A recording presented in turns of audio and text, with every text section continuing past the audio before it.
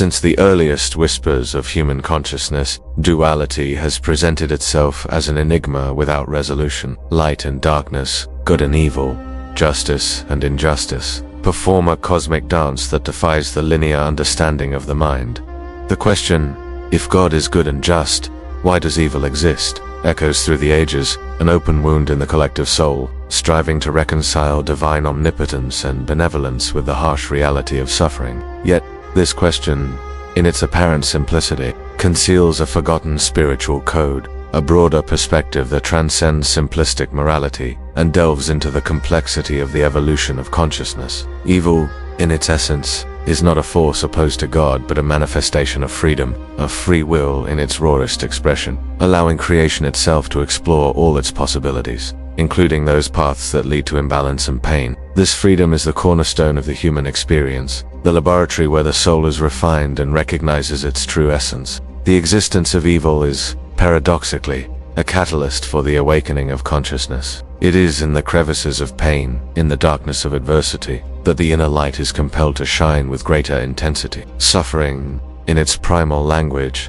is a call to transmutation, an invitation for the being to rise above its perceived limitations. This is the journey of integrating the inner shadow, a courageous exploration of the aspects of ourselves that we suppress, deny, or judge as evil. Carl Jung, in his profound wisdom, taught that the shadow is not to be eradicated but confronted and integrated, for it holds a vast reservoir of vital and creative energy. It is in the depths of our collective unconscious that the archetypes of the hero and the victim, the oppressor and the savior reside, and understanding these Jungian symbols allows us to transcend predetermined roles and take authorship of our own journey. The pineal gland, in this process, acts as an inner beacon, decoding the parallel realities of existence and enabling us to perceive the hidden order within apparent chaos. Many of the invisible patterns of suffering that manifest in our lives are echoes of unresolved emotional traumas, deep wounds from ancestral memory that perpetuate across generations. Evil, in this context, can be seen as the result of ignorance and disconnection from these traumas, the repetition of cycles of pain until spiritual healing is initiated. Prayer here is not a plea for intervention to eliminate evil, but a powerful act of alignment, a tuning into the frequency of truth and unconditional love that resides within each of us. It is a prayer that seeks understanding, resilience, and the strength to transmute the experience of suffering into wisdom. Neuroscience has demonstrated the brain's plasticity and its ability to restructure itself in response to intention and compassion, proving that we can rewrite the narratives of pain etched in our neural circuits. The energy field surrounding us is a mirror of our consciousness. If we emit frequencies of fear, anger, and separation, evil manifests as an amplified reflection of these vibrations. However, when we align with the frequency of unconditional love, compassion, and unity, synchronicity manifests as a dance of benevolent events, revealing the intrinsic justice of the universe. Evil is not the absence of God, but the absence of consciousness,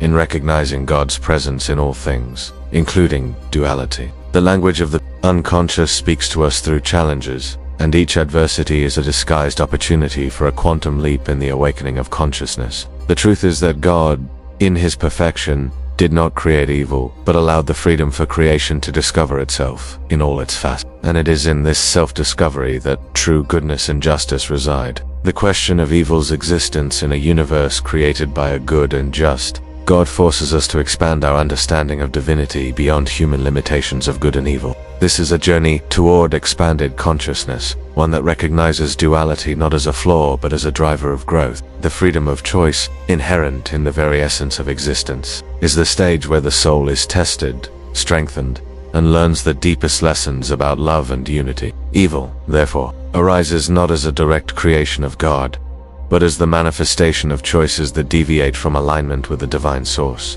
Choices that are nonetheless permitted so that evolution may unfold in its fullness. It is the soul's laboratory, where darkness serves to help the light recognize itself. The ancestral memory of our divine origin whispers that we are beings of free will, co-creators of our reality. The inner shadow, a central concept in Jungian psychology, is where individual evil manifests. It is not an external demonic entity, but the aspects of our psyche that have been repressed, denied, or projected. Every unprocessed emotional trauma, every unacknowledged pain, accumulates and manifests as imbalance, reverberating in the individual's energy field and, by extension, in the collective unconscious. Spiritual healing is the path to integrating this shadow, to illuminating the dark corners of the soul and transmuting trapped energy into vitality and wisdom. When we dedicate ourselves to this profound cleansing, the invisible patterns of self-sabotage and suffering begin to dissolve, allowing the light of our true essence to shine. The pineal gland, in its role as a portal to parallel realities, assists us in transcending the linear and dualistic view of good and evil. It enables us to perceive the interconnectedness of all things, the synchronicity that reveals a greater order, even in apparent chaos. The forgotten spiritual codes teach us that suffering, however painful, can be a springboard for the awakening of consciousness, forcing us to seek deeper answers and reconnect with our inner strength. The archetypes of adversary and redeemer, present in the Jungian symbols of all cultures, illustrate this dynamic. The adversary is not necessarily malevolent, but a force that propels the hero to transcend their limitations. Prayer, in this context of search and understanding, rises from a request to an act of profound resonance. It is a prayer of acceptance of duality, of seeking wisdom in difficult experiences, and of strengthening faith in the intrinsic goodness of the universe, even in the face of evil. It is not a plea for evil to be externally removed, but an inner alignment to transcend its manifestations and understand them as part of a larger evolutionary process. The language of the unconscious speaks to us through challenges, and by deciphering it with an open heart, we realize that evil exists so that good can be chosen, valued, and manifested with full consciousness. It is freedom in action, the divine permission for creation to unfold in all its complexity and beauty. The inquiry into evil and divine justice is an invitation to the humility of the human mind, which seeks to fit the vastness of the divine into its own categories of right and wrong. Evil, in its complexity, is the absence of light, the distortion of truth, the manifestation of free will and imbalance. It is not an intentional creation of a good God, but the permission for creation to experience itself in all its nuances, including those that bring pain and suffering. This perspective demands an expanded consciousness, capable of seeing beyond superficial polarity and understanding the interconnectedness of everything in the great universal energy field. Our invisible patterns of thought and emotion are the true architects of our reality, and evil often reflects the internal disharmony that projects itself onto the external world.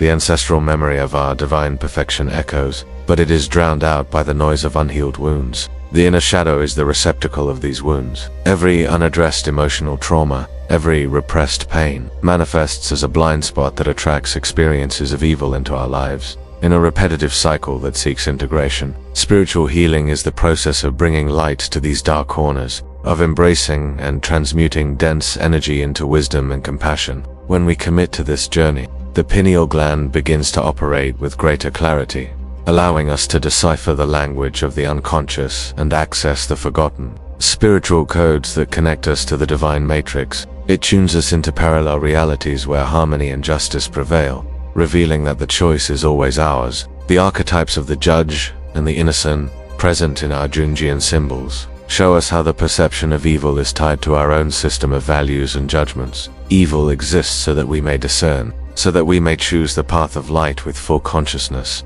not by imposition. Awakening to this truth frees us from victimization and empowers us as co-creators responsible for our experience. Synchronicity manifests as a subtle guide, revealing the paths of harmony and balance, even amidst adversity. It is proof that the universe is not chaotic, but responds to the frequency of our aligned intention. Prayer, in this context of deep reflection, transforms into an act of acceptance and empowerment. It is not a prayer for God to remove evil, but for the wisdom and strength to understand, transmute, and learn from it. It is a prayer of gratitude for the freedom of choice, even if that freedom sometimes leads us through shadowy valleys. Neuroscience shows that mental attitude and intention can reshape brain structure, proving that the transformation of the perception of evil begins within us, and, consequently, its manifestation in our reality. Evil exists because we are beings in evolution, and each challenge is an opportunity to elevate ourselves to a deeper level of consciousness,